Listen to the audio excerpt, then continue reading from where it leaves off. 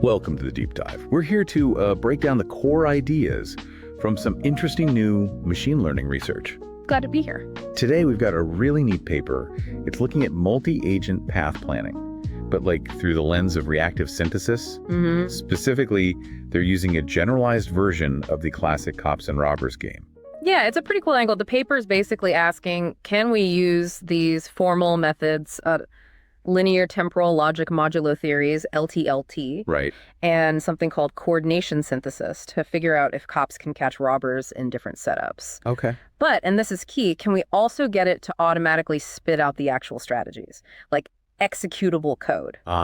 So not just if they can win, but how they win, guaranteed. Exactly. Moving from theory to, a working algorithm that's provably correct. That's quite a step. And even though it's framed as cops and robbers, they argue this has bigger implications, right? Definitely. Think about coordinating autonomous robots in warehouses or complex logistics.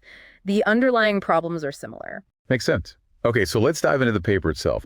What's the sort of big picture research vision here? Well, the main goal is applying reactive synthesis to this game to generate these coordinated strategies for multiple agents, strategies that are guaranteed to work. Okay, so why not just use standard LTL synthesis? What's the problem there? Yeah, they address that right away. It boils down to complexity. The state space just explodes. Yeah, as you add more agents or make the grid bigger, the number of possible situations grows incredibly fast. Got it. They give an example. A simple 10 by 10 grid, just 2 cops, 1 robber. That's already about 1 million possible states. Wow, 1 million? Yeah. For that simple setup. Okay, I see the problem. Right, and traditional LTL synthesis techniques just kind of choke on that level of complexity. So this is where LTLT and coordination synthesis come in. How do they help tame this beast? So LTLT is more expressive than standard LTL. Standard LTL is Boolean, true or false. Right. LTLT lets you bring in theories. Think of it like background knowledge, maybe about arithmetic or spatial relationships. Okay. So you can describe things more efficiently. Exactly. You can write more compact, more natural rules. Instead of just don't hit a wall, you can maybe say, stay at least distance X from the wall, embedding that math directly. And coordination synthesis. That's the part that helps figure out how the multiple agents, like the cops, can work together to satisfy the overall goal defined in LTLT. It's about finding that shared plan. Okay, so it's not just the basic cops and robbers game on a graph anymore. They're clearly modifying it quite a bit. Oh yeah, definitely. They start with the classic game cops and a robber moving on a graph. Cops win if they land on the same spot. You can frame that as reactive synthesis. Cops are the environment. The robber is the system trying to evade. That's the baseline. Okay. But they point out limitations, right, for modeling more complex multi-agent stuff. Yeah, several key ones. First, the classic game often lacks liveness constraints. It's mostly about safety, don't get caught. What if the agents have ongoing tasks? Like patrolling or reaching checkpoints. Exactly. Second, the environment is super simple. Real worlds have obstacles, different terrain types. Walls, safe zones, things like that. Precisely. And third, the classic game hasn't really explored scenarios with multiple robbers and multiple cops coordinating against them in a sophisticated way. So that leads them to their generalized cops and robbers game. What does that look like? Okay, so they make a few big changes. The environment is now a grid, and it can have different node types, walls, crucially safe zones, and just open space. Safe zones, okay. They also allow for multiple robbers who might have their own goals, plus a team goal. And here's a big one.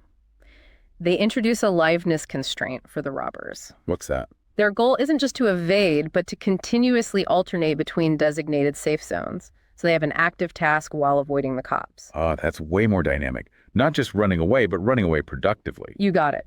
It makes the problem much richer, much closer to, say, a robot needing to visit charging stations while doing its job. How do they specify these more complex rules formally? Using LTL? Yep. Using LTL specifications for the perfect information version where everyone knows everything. Location of cops, robbers, walls, safe zones. Yeah. Everything. Right. The LTL spec, they call it FI, includes rules like robbers must eventually visit their safe zones. They have to alternate between them. They can't just camp out in one safe zone forever. And obviously, don't hit walls. So you have both safety, don't hit walls, don't get caught, and liveness, keep moving between safe zones. Exactly. And they look at this perfect info game on finite grids, but also infinite grids. How do you even handle an infinite grid? Yeah, that sounds tricky, doesn't it?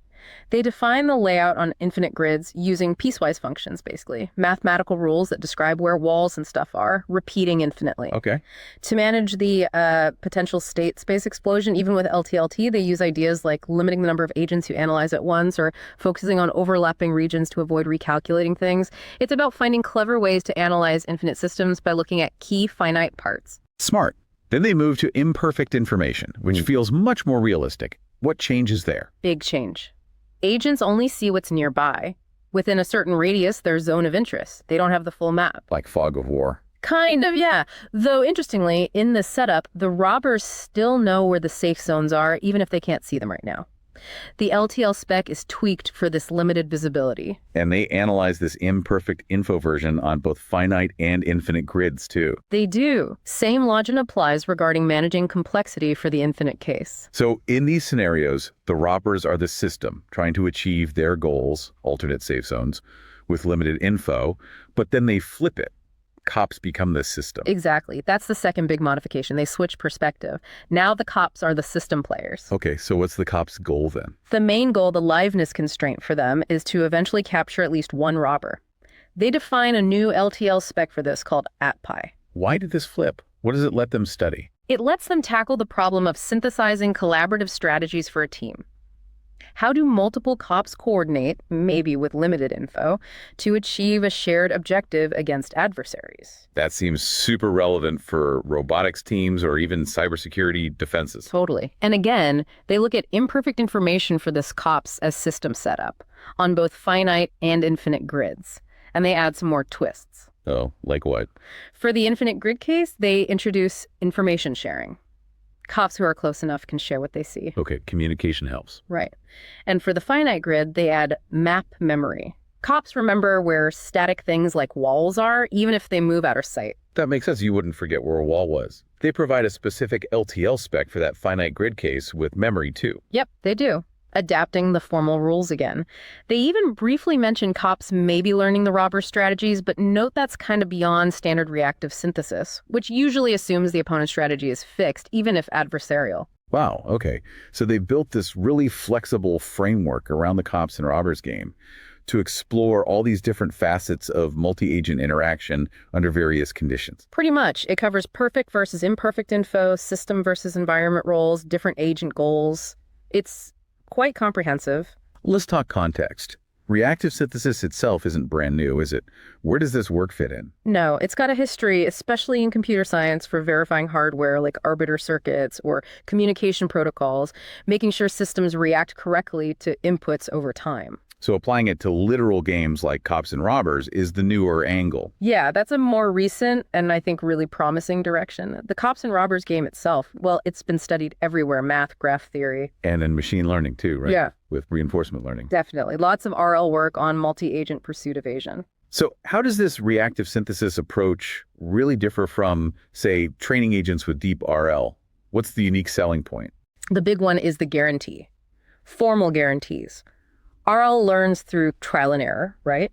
It can find really good strategies, often superhuman, but you don't usually get a mathematical proof that the learned strategy will always work or always be safe in every single possible situation.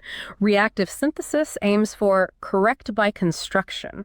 Correct by construction, Yeah. meaning if the process succeeds. You get a strategy that comes with a proof that it satisfies the LTL specification, the rules you laid out, no matter what the opponent within the rules does.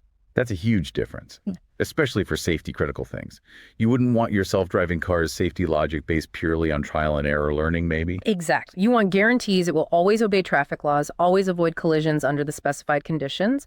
This formal approach provides that level of assurance. Okay, so if we were to boil down the key takeaways or contributions from this paper. Sure. First, tackling complexity by using LTLT instead of just basic LTL. It's more expressive, handles richer descriptions.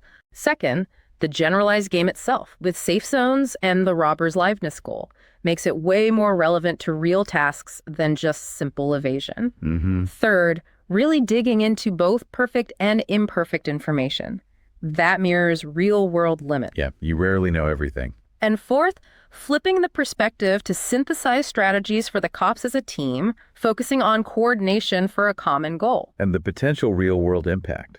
Where could these kinds of techniques lead? Oh, lots of places. Designing control systems for robot teams in warehouses, coordinating movements, avoiding crashes, fulfilling orders efficiently. That's a direct parallel. I could see that. Or autonomous vehicles navigating traffic. They need to cooperate, follow rules, reach destinations safely. Formal verification could be huge there. You could even think about cybersecurity. Designing defense systems, the cops that are formally guaranteed to counter certain types of attacks, the robbers with their own objectives. Those are really compelling applications. It shows how this game-based research could translate. Okay, time for our Novel Notions segment. Let's brainstorm a bit, push beyond the paper. Any ideas spring to mind? Okay, yeah. So thinking about that RL connection, what if you combine the two? Use reactive synthesis, LTLT, to generate a core strategy first, one that's provably safe and correct according to the specs. A guaranteed baseline. Exactly. Then use that synthesized strategy as like the starting point or maybe a safety layer for reinforcement learning. Let the agents then use RL maybe through self-play or simulation to refine the strategy, make it more efficient, more adaptive. But always respecting the core safety rules guaranteed by the initial synthesis. Precisely. It could be a way to get the best of both worlds. The formal guarantees of synthesis and the adaptive learning power of RL. Right. The paper kind of nods at RL, so it feels like a natural direction. That's a cool hybrid idea, using formal methods for the foundation and ML for the optimization and adaptation on top.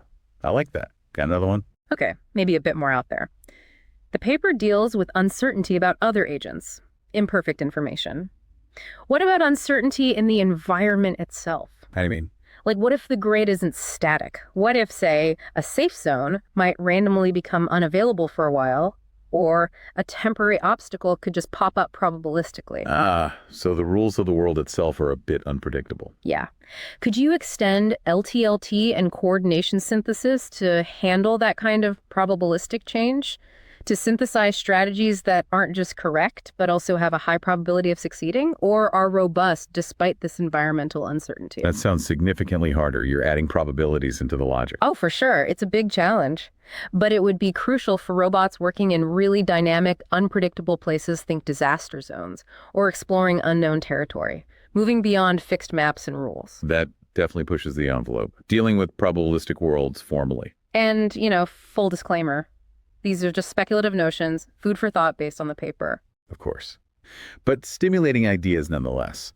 So wrapping up our deep dive here, this paper clearly makes a strong case for using reactive synthesis, particularly LTLT and coordination synthesis, to tackle these really complex multi-agent problems. Absolutely. It's a valuable step in bringing formal guarantees, that correct by construction idea, into the world of AI agents and multi-agent systems, which is becoming increasingly important. And if you, the listener, want to get into the nitty-gritty, the full paper link is in the description. Yeah, definitely check it out. And it does leave us with a thought to chew on. Go for it. As these autonomous systems get more complex, more integrated into our lives, doing more critical tasks, how vital are these formal methods like reactive synthesis going to be? How much will we need that formal guarantee of safety and reliability? That's the big question, isn't it? How much proof do we need? Thanks for joining us on this deep dive. Thanks for having me. We'll catch you next time on the Deep Dive.